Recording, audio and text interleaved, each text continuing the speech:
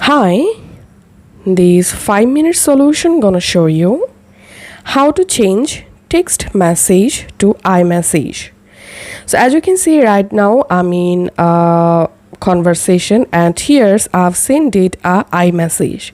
Basically, iMessage don't need any iMessage don't need SMA SIM card to send any message. You can use your Wi-Fi or cellular data to send a iMessage. And now if you want to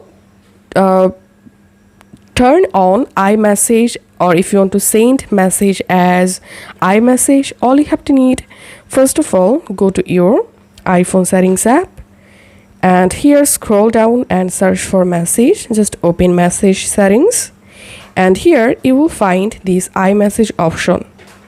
So as you can see, iMessage uses wireless data to send messages between Apple devices.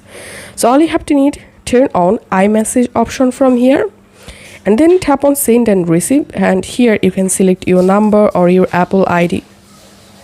When it's iMessage option turn on, now on, whenever you send any message to a Apple device, the message will be sent as a iMessage. So this is how we can do it. If this video helped you out, please leave a like and leave a comment down below. Thank you for watching.